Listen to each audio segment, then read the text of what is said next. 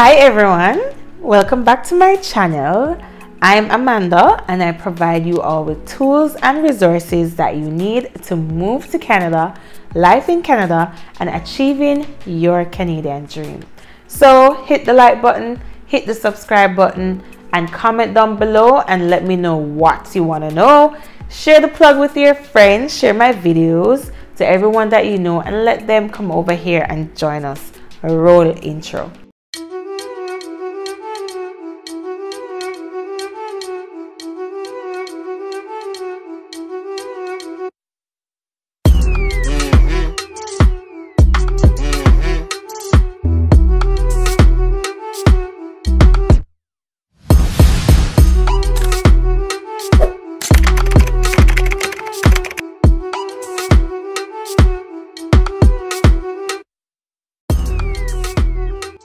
Okay, so for today's video, you see in the title, we'll be discussing the application processes to schools in Canada.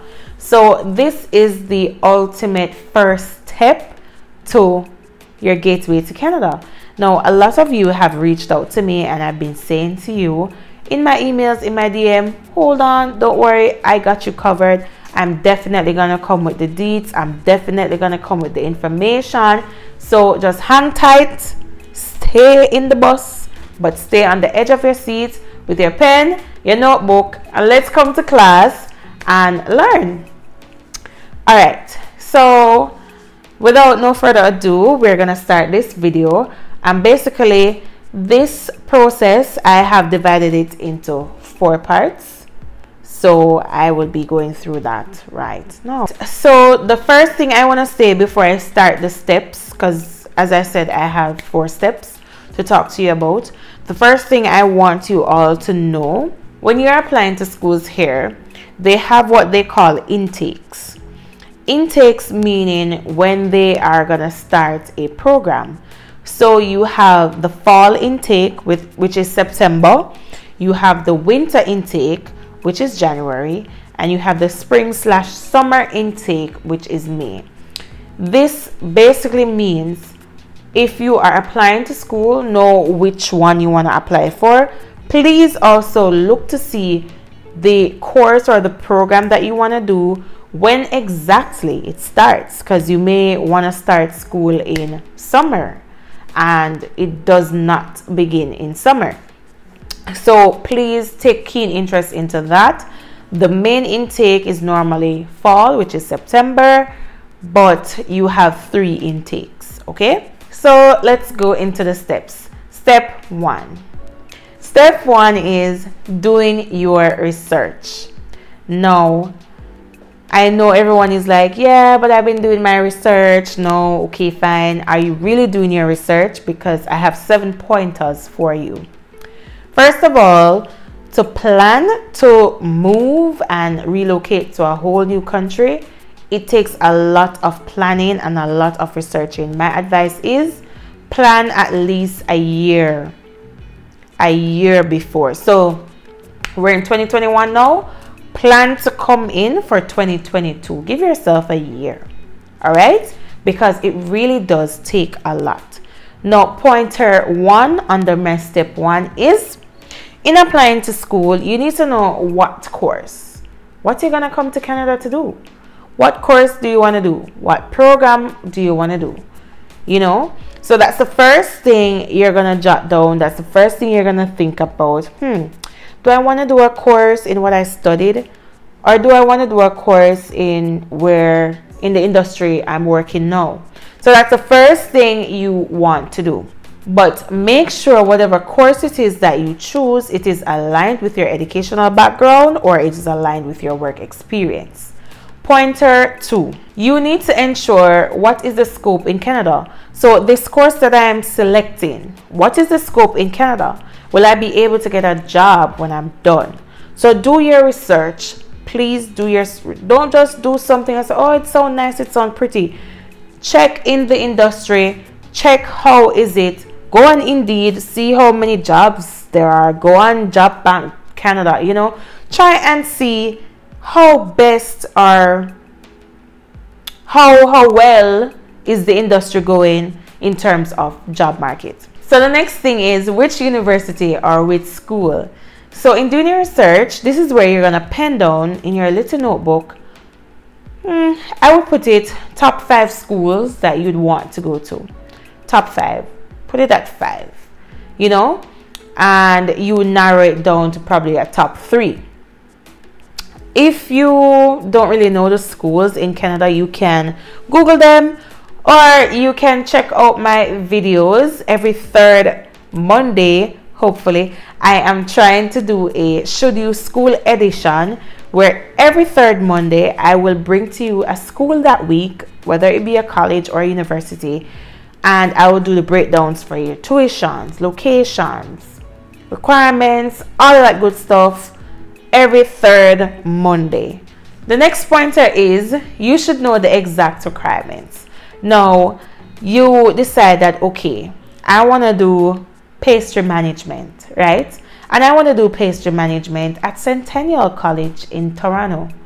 Now, you should then, you should make it your due diligence that you go on Centennial College, you go on pastry management, and you see exactly the requirements. Now, when you go and you see the requirements is that you need to have a degree in this or a diploma in that, or then you can say, okay, you know, I have this, but I don't have that, or I have this or I have that, let me apply. So know the exact requirements for the course. And I want to tell you too, don't just assume that baking or pastry management all across the board, every school will require the same. So not because Centennial requires this means that Humber College have to require this. Do your work, do your research, and ensure that when it's time to apply, you're sending in the correct thing. Next thing you want to know is, what are the costs? Okay, so I want to do pastry management, but pastry management at Humber College is $6,000 per semester. When I go over Centennial, it is $5,000 per semester. But then when I look in books is $1,000, you know, so they're both the same. So it is upon you to do your research and know the cost of the tuition, cost of books, and all of that goodness, so that you can decide on what you want to do. By the way, these figures quoted, I just pull them out the air. I'm not, listen, do not say that Amanda said it's for that. I pulled those figures out the air just now. Next thing you want to jot down in your book, what would be my funding sources? Where will my funds come from to pay my tuition? You need to think about that. Will it be your parents? Will it be your husband? Will it be your wife? Will it be your aunt, your uncle, your cousin? Will it be a friend? Where are your sources for where are your funding sources coming from? Is it from personal savings? Will it be from a loan? This is what you need to pen down and figure out. How is it that you're going to pay for school? How is it that I'm going to do this? And plan for that. And the last pointer in doing your research is which location, which province, where am I going to go to school really? What is it I'm looking for? Now, this is very dependent on you and your preference. Do you want to go in a big city? Do you want to go in a big city like Toronto? Or do you want to go somewhere that's, you know, not too big, not too fussy, like a New Brunswick, a Newfoundland, a Prince Edward Island? It is all up to you. All up to you, your preference, and your pockets. Because, yes, some provinces are way more expensive than some. And so I would say to you, do your research. Step 2 in your application process to Canada. Now, for my Jamaicans out there, this does not apply to you unless you did your education in some other language other than English. But Jamaicans, this does not apply to you. Now, I have a few Africans on here who emailed me in French, and I had to use my Google Translator to understand what you were saying. Thank God for the internet. And then I just quickly put what I was trying to say in my English and then send my email in French. I have some Indians on here, as well who have reached out to me. Basically, you guys may have to do your language proficiency test, and that is step 2 in the process. As I said, Jamaicans on here omit step 2. So you do step 1 and you would skip step 2 and go straight to step 3. This segment is for the other persons I have on here. So you definitely need to do your language proficiency test.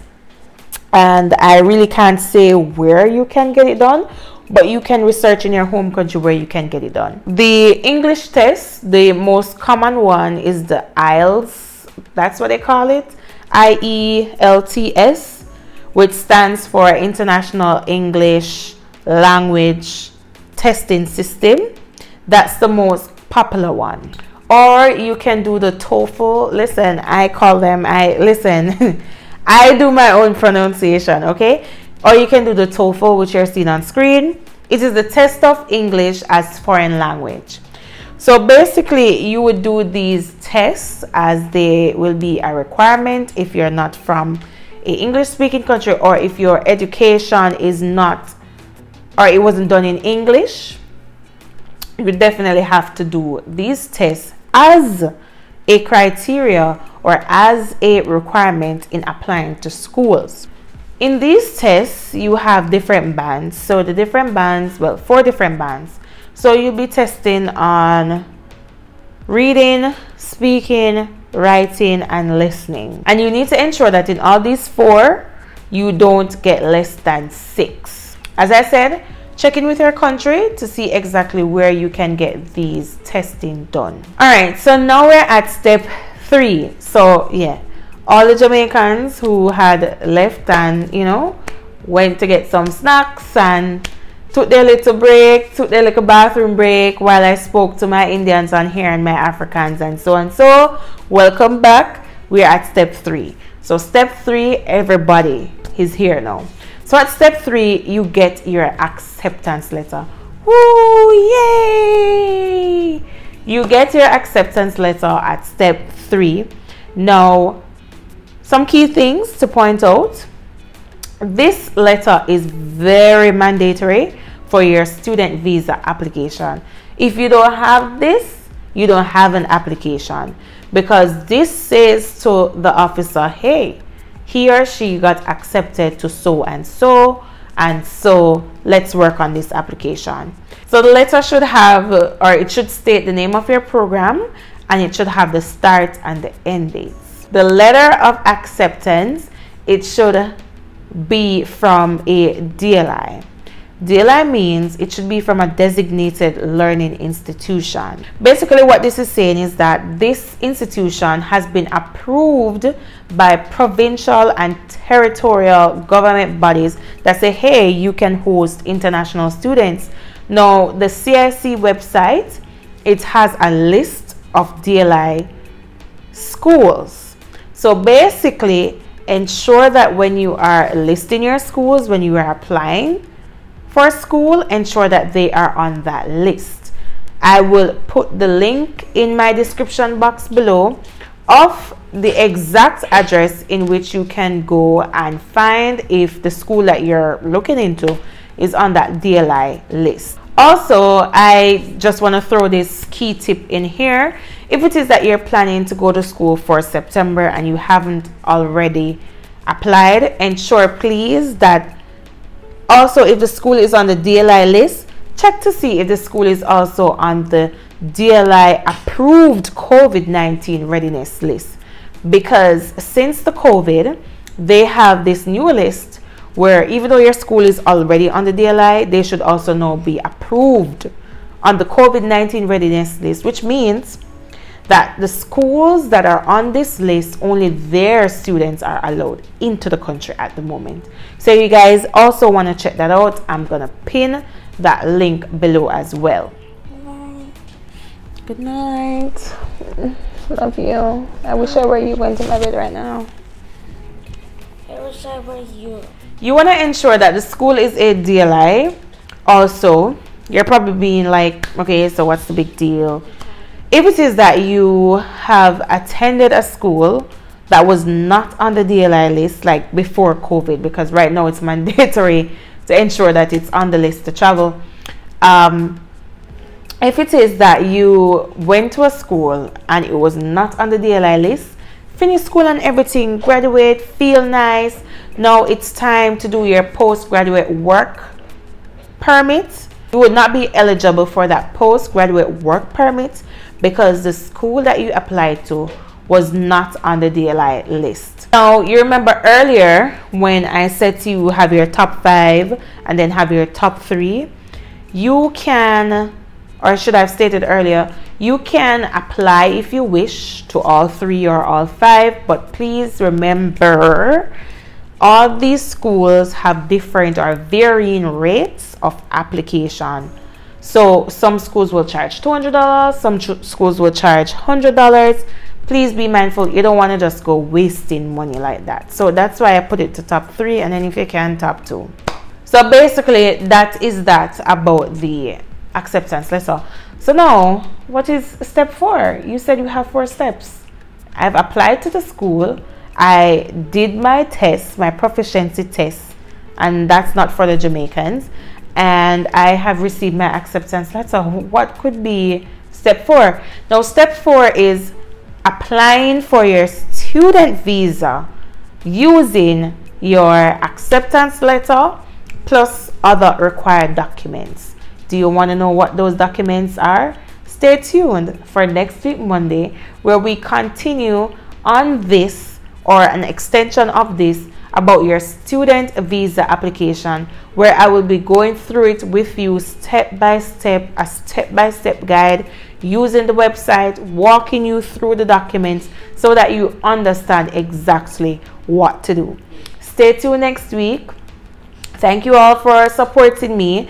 Thank you for subscribing, and thank you for sharing my videos. I really appreciate it. See you guys on Friday for my Brata video, and see you guys next week. Have a good one, guys. Bye.